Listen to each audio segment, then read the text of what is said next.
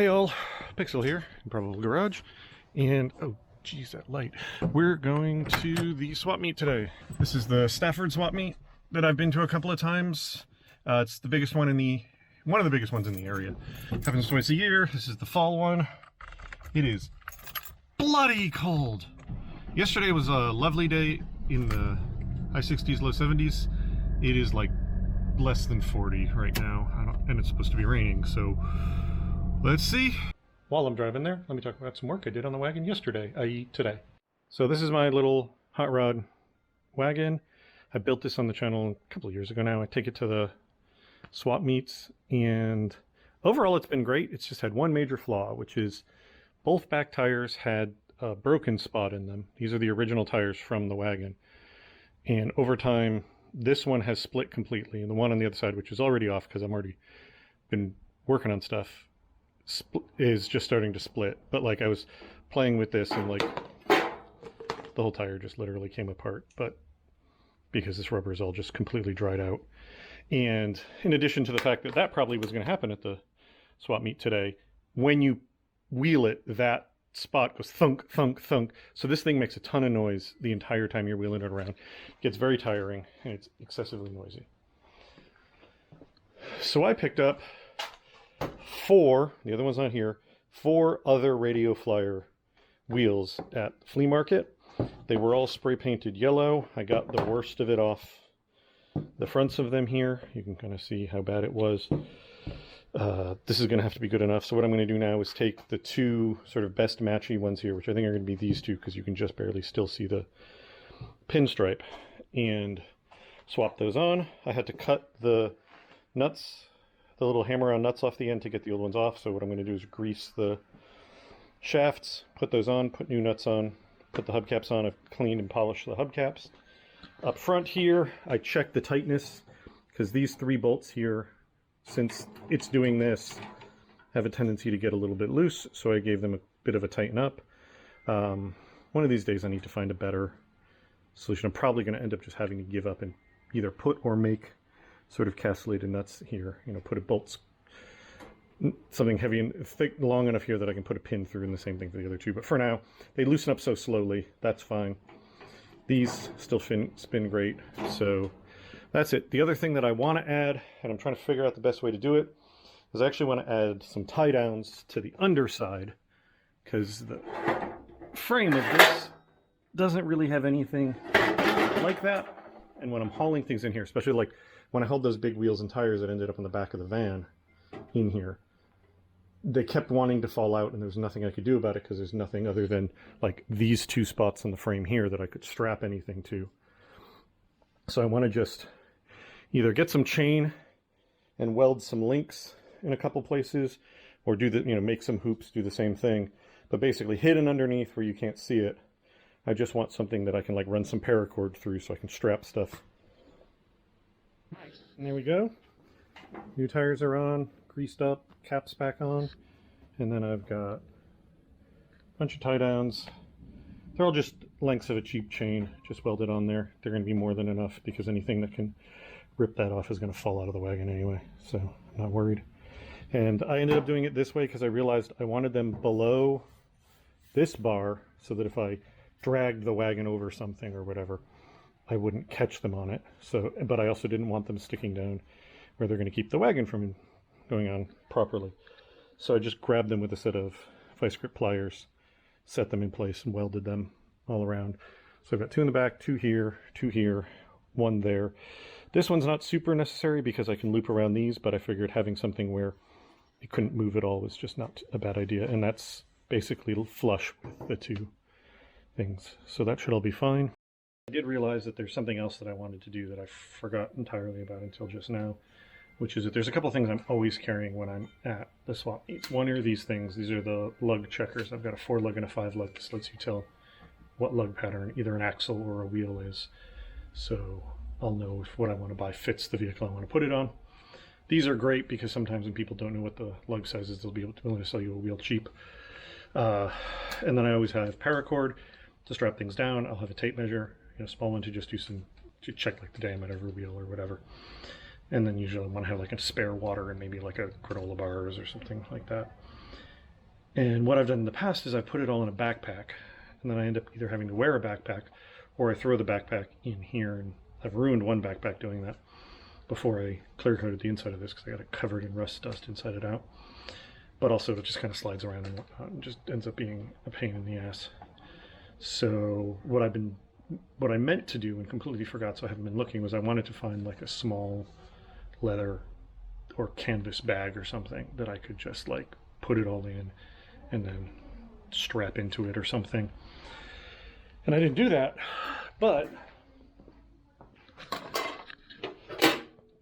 I just went digging around, and I have this little toolbox that I picked up from my late uncle's stash. May go back and get the rest of his toolboxes, but that just fits in there.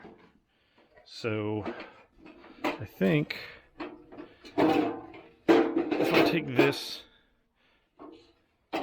and put it in there, I can put, I think if I take this tray out, which is like a rivet here and a rivet here, and just have the toolbox, I think this will be perfect for it.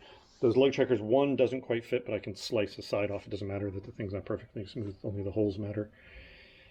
But I think I can fit everything in this, and then what I think I'm going to do with this, I originally was like, oh, I'll just unbolt these, drill 2 holes, bolt it in, but seeing how it fits, to be on those screws, it would have to be here to also be able to open, and then there's this weird gap. I don't know.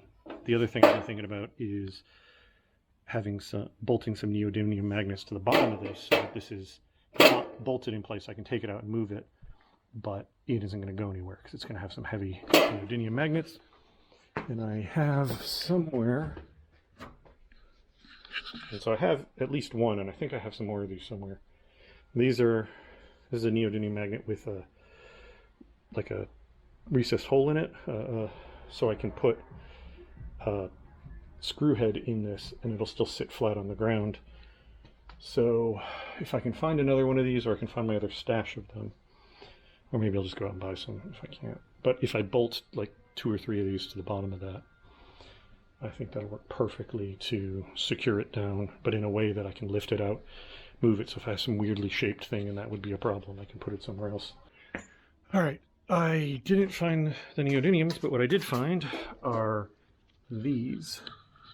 These they sell at Harbor Freight. They've got a rivet in the center and a little hook. They're designed to like stick onto a metal locker and give you a hook, but they're absurdly heavy duty for this. I bought these for the when I did the Ecto 1 roof box for the old Dodge Magnum I had. These were how I secured it to the roof.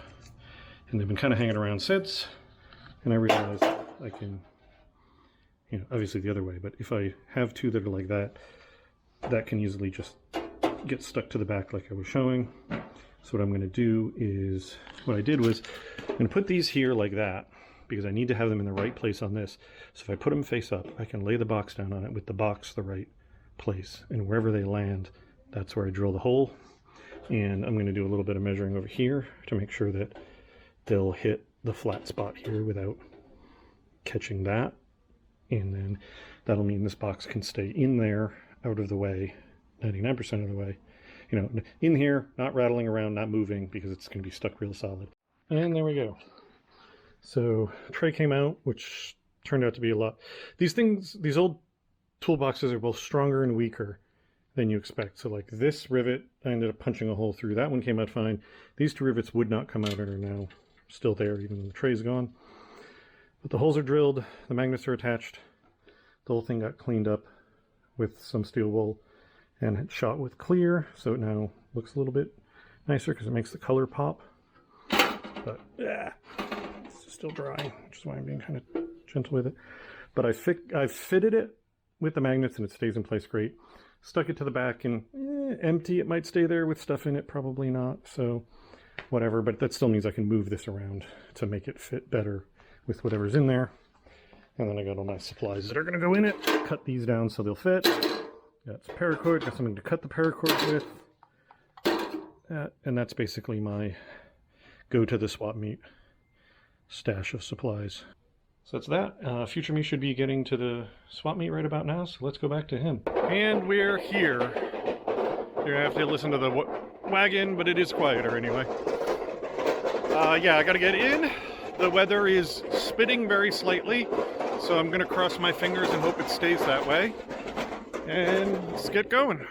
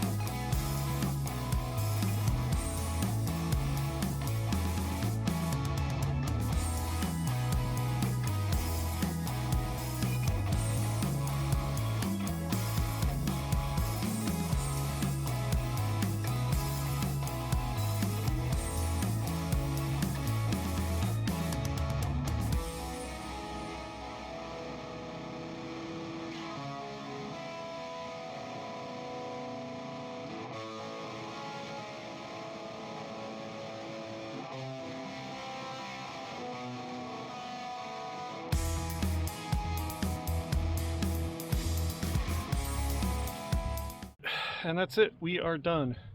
It drizzled a little bit, but it never fully poured, so whatever. No huge, as always, no huge finds, but had a good time. I'm very sore from all the walking though, so I'm very glad I'm done. Did get a couple things, and let's go through them real quick. First off, picked up a couple die casts. I collect these lowriders, so that was a nice find. And then I just liked this rough El Camino. And then I picked up a set of spare taillights for the van. I may keep these, I may sell them on, but they were cheap enough. There's no reason not to get them. And then I got a New York World's Fair plate. Pretty rough condition, but that's fine. I like the World's Fair, I collect World's Fair stuff. So this was a neat little find for, $5. So that's it, time to head home. Thank you all for watching. I'll talk to you later. Bye.